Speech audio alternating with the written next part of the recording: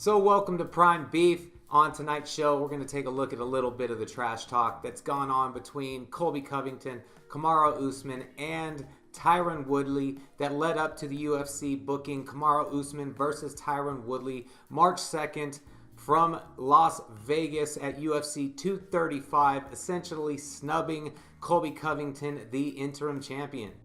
This beef really started getting legs back in early 2017 when Rafael dos Anjos decided to make the switch up to welterweight, and Colby Covington started to really troll the former lightweight champion along with every other UFC welterweight. Colby had talked some smack before this, but he really started to let it fly in the lead up to his fight with Dong Yong Kim at UFC Singapore in 2017. That's the card that featured dos Anjos in his move up to welterweight. In July of 2017, Woodley fought Demian Maia in a record-breaking welterweight title fight, that record being the least strikes thrown in a title fight.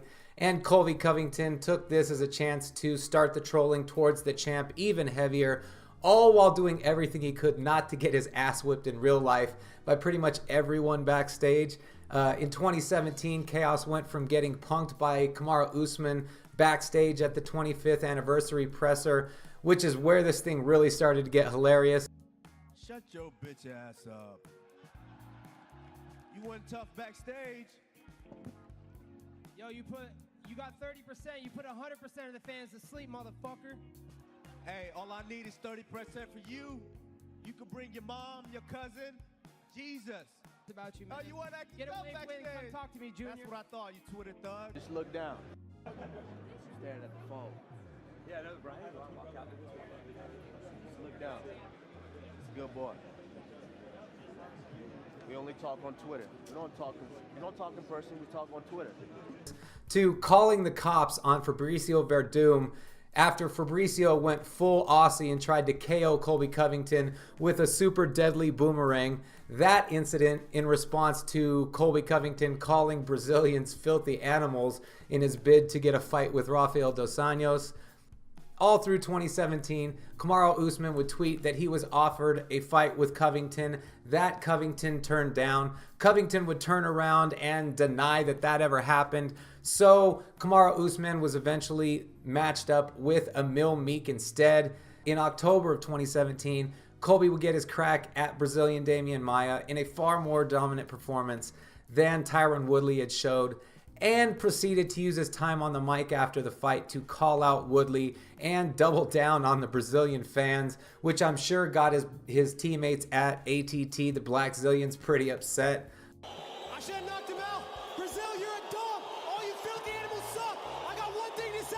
Tyron Woodley, I'm coming for you. If you don't answer the front door, I'm going to knock it in, and I'm going to take what's mine. That welterweight belt.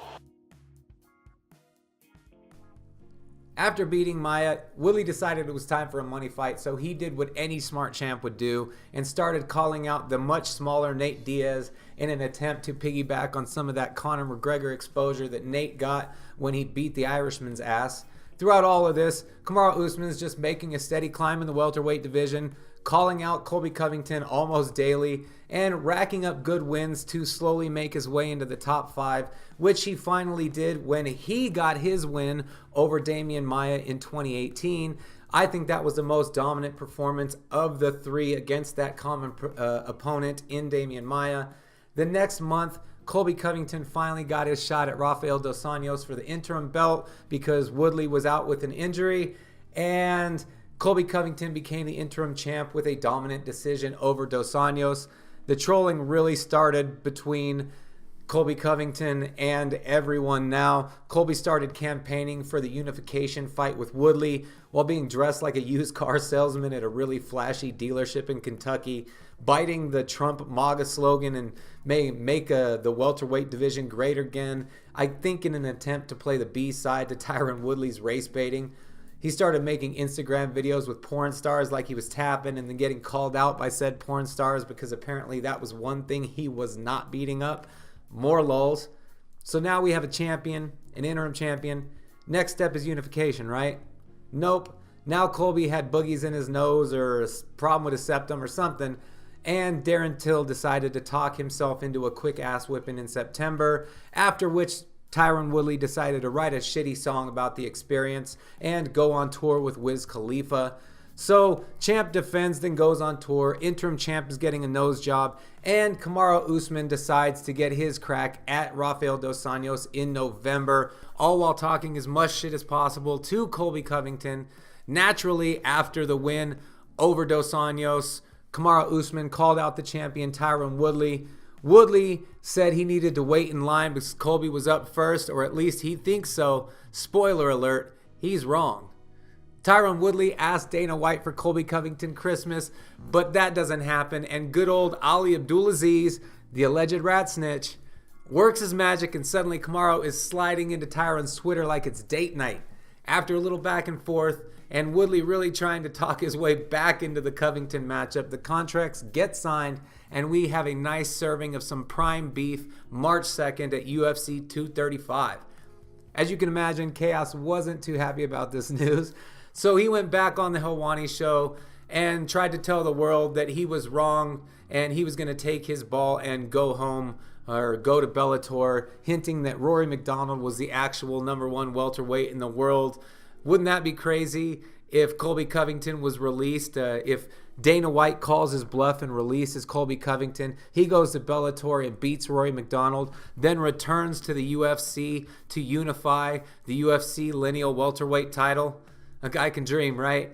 But for now, we get to sit and watch this delicious beef stew simmer for a couple more months.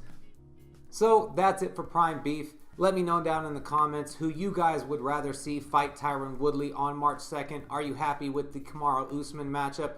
Or would you have rather seen the fight with Colby Covington get booked? Like and subscribe. And as always, thank you for watching. I'll talk to you soon.